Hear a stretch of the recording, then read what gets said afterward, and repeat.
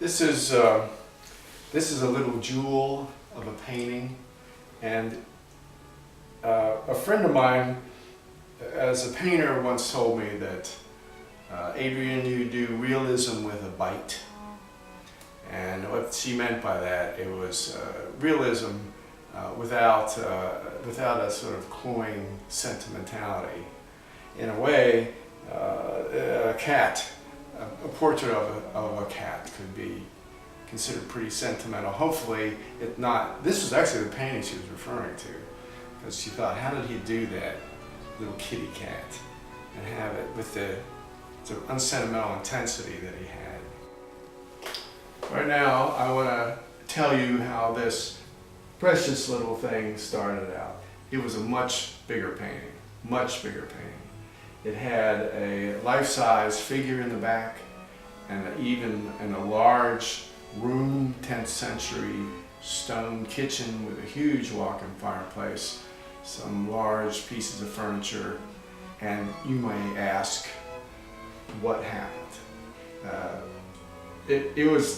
I was doing this portrait of a friend of mine who is a poet, brilliant poet, and I saw this little cat that was going to be in the bottom corner of the painting as his familiar, or as his totem. It's a Burmese cat. Burmese cat, very silky, very soft, highly intelligent, but extremely shy, kind of reclusive, which I saw as relating to him, because he was a large, vigorous man, but extremely shy, practically a recluse. And that didn't work out. Neither did the medieval kitchen. Gradually everything got whittled away, and this was the last. You might say it was reduced to its essence. That large painting and all the ambitions I had in it was reduced to its essence, which my poet friend would completely understand. Because he said, you know, Adrian, sometimes a poem, you have to render it out. It's like a giant piece of fat that you just have to cook down and render it until you get to the crispy part. Well, here's the crispy part.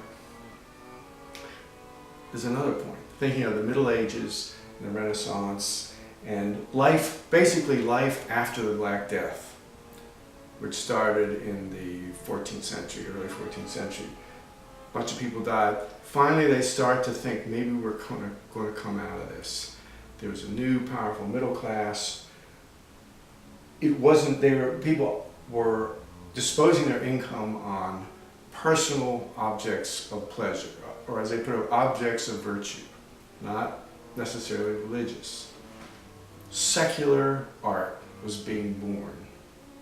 Now, whether it was a painting of a cat or a crucifix, they were precious. They were precious things because they were so expensive. There were so few around. So they did these elaborate frames, and I designed this frame, designed the profile. A friend of mine had the cutter made, and then he ran out this molding, which I then turned into a frame and painted this rinso pattern that you would see illustrating manuscripts or any kind of decorative border in gold.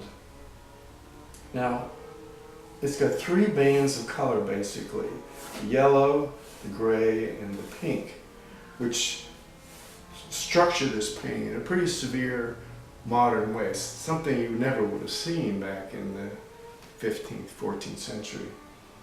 And it's not just because these are the remnants that are left of the painting.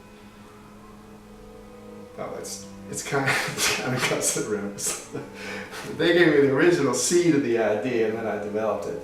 But now here, in just about dead center of the painting, is this cat's eye, which is a pretty audacious thing to do, put a dead center compositionally. And I see it now as a jewel.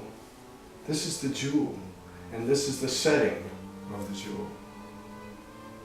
So in a way, it's this kind of secret life, very sensitive, reclusive life that I know about in this large, robust, vigorous man That's one part. The other things I was thinking about is the Middle Ages, the early Renaissance, surviving the Black Death, and thinking once again, not particularly about religious subjects, but the secular joy about life, and trying to find it.